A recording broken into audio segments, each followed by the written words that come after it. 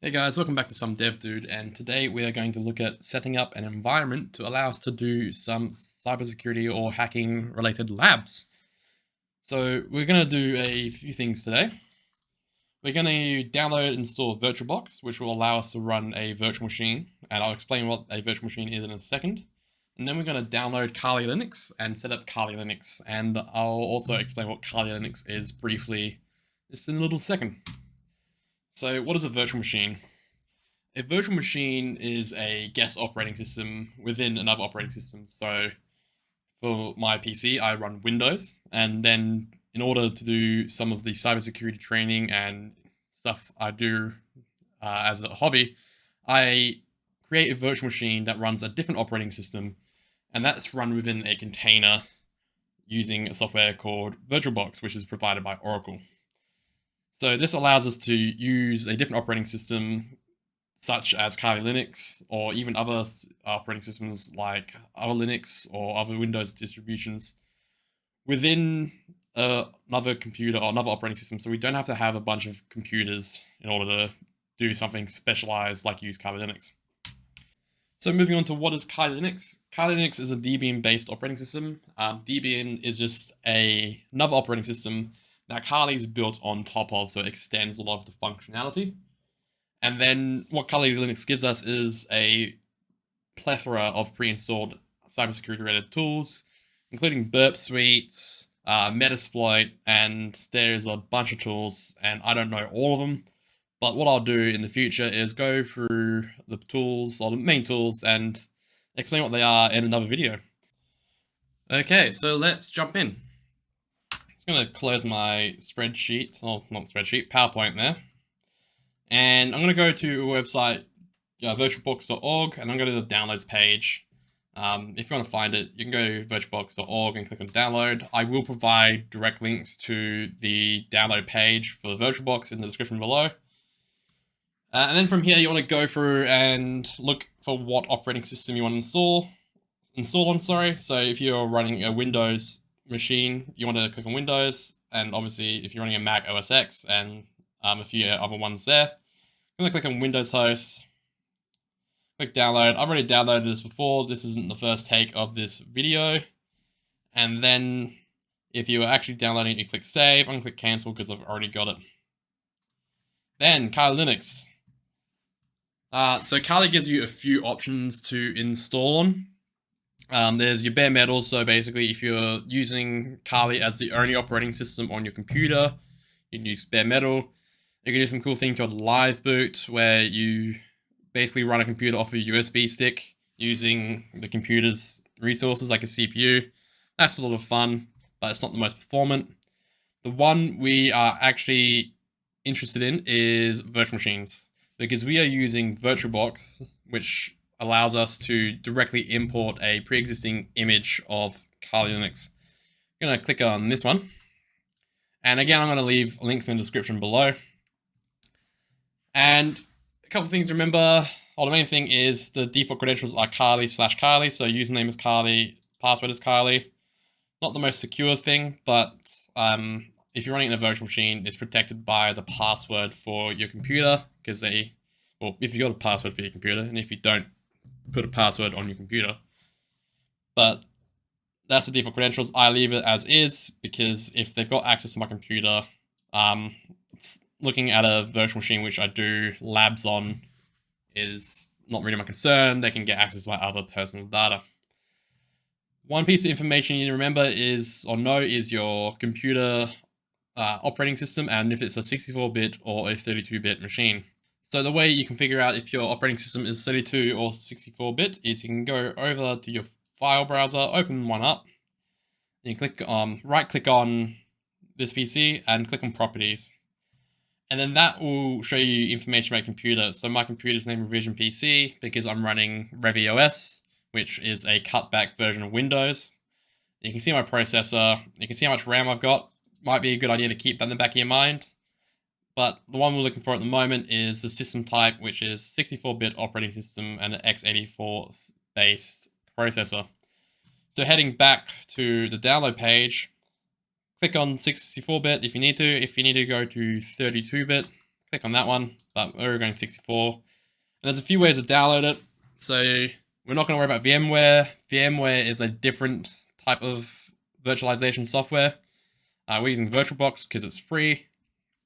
And a lot of the VMware stuff, if you want to have the nicer things, you have to pay.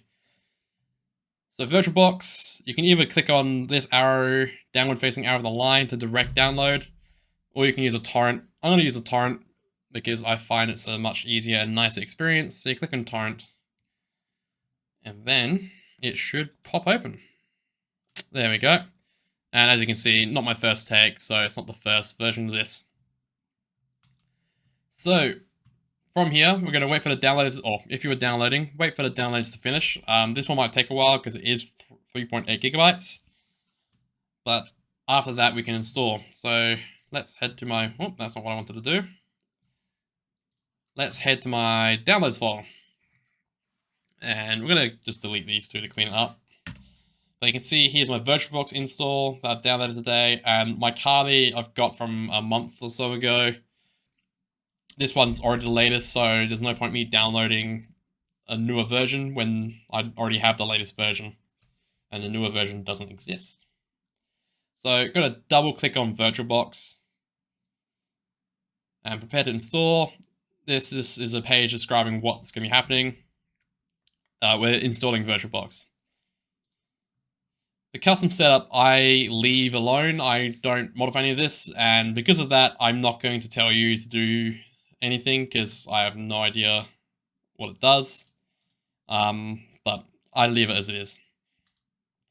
Customize setup page 2. You got a few options. I recommend leaving start menu entries and register file associations. Register file associations, I should probably speak clearly. And then I like to keep my desktop, as you can see, pretty bare bones. So I'm gonna uncheck create desktop shortcut, and unclick create a quick launch bar. I'm just gonna close these to clean up. I'm gonna click next. This is a warning that you may lose internet or network connectivity while it's installing. That's all good. I'm not downloading anything. I'm gonna click yes, and finally I'm gonna click install. Now this is pretty quick, so I'm not gonna pause the video. I'm just going to awkwardly stand here and wait for it to be done, and look, it's done. And then we're going to leave this one checked because we're going to go straight into the installation of Kali Linux. So finish. Now one thing to remember is I'm reinstalling VirtualBox for this video, so I already have 2 virtual machines already there. I got my development machine that I don't use anymore, and then the machine that I currently use for doing labs. I'm going to install a new one, but I'm going to go back to this one because it has some custom or some code that I haven't backed up yet. And I don't want to lose that. So there's 2 ways to add or import a existing virtual machine. You've got the import button here, but if you can't find that, you've also got import appliance under file in the menu. I'm going to click on that one. We're going to be installing from our local file system, I should say, because we've already downloaded the image. And then we're going to click on this button here. This button just opens up a browser so we can go through and find the download file. I know it's in my downloads folder. I'm going to double click into this folder here. And then we have a OVA or .ova file, which is open virtualization format. This can be recognized by VirtualBox, and they know that you're adding a pre-existing virtual machine and opening an image. I'm going to double click that. I'm going to click on next. Then we have some appliance settings. We have the name of our machine. I'm just going to quickly rename this to install video, delete later. Because as I said, I'm going to be using it's Kali Linux, but it's just some things I've saved onto there that I haven't backed up yet. You can see Kali Linux is the product. You can see the product URL, the vendor. So Kali Linux is built by Offensive Security. And then we got the vendor URL, version description, the guest operating system types, remembering that Kali is based off of Debian, so it extends Debian operating system. And then you got your CPU and RAM. I can't give you instructions if you want to upgrade this, because I don't know your operating system or your computer. So I know for mine, I'm going to give it another 2 cores. Access to another 2 cores, and I'm going to give it 4 gigs of RAM. One thing to remember, that is a common misconception that a gigabyte is 1,000 megabytes. That's not true. It's actually 1,024 megabytes. So a gigabyte is 1,024 megabytes, and a megabyte is 1,024 kilobytes. A common misconception there. These I'm just going to leave alone. You can see it's picked up my sound card and my network adapter. Just going to leave that as is, and then I'll click on import. You've got access to a open source policy. I'm going to leave it as is. I'm going to click on agree. And then I'm going to import the virtual machine. I'm going to pause the video while I wait for this to happen, and then I will resume it later. Okay, so here we are. We've installed this virtual machine here, and we're going to start it. You can either double click or you can click the start button. Just click on start. And this should open up another window, and this will contain our virtual machine. So just let it happen. You can either press enter to make this go faster, or you can just wait the 5 seconds. There we go. Now, we got this login screen. As mentioned earlier, or on the download page of Kali Linux, the password is Kali, and the username is Kali, the password is Kali. Click enter on that. And once you pass this login page, Kali, the operating system, so the virtual machine will go to full screen. And there you go, you've got Kali Linux completely installed and ready to go. And from there, we are kind of set up to do our labs. As I said earlier, Kali comes with a lot of tools. You can see this through here.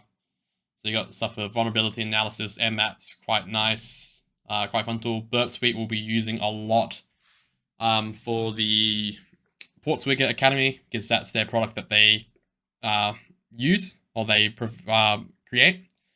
So a lot of the tutorials use their software. Some database tools, password attacking tools, like John the Ripper. John the Ripper basically allows you to try and brute force and use dictionary-based password attacks and guess people's passwords.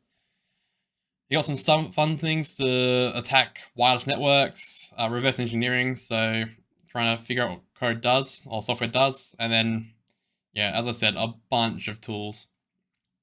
And yeah, that is Kali Linux. The next video, we will start looking at doing our first lab for Portswigger and attacking their first SQL injection vulnerability.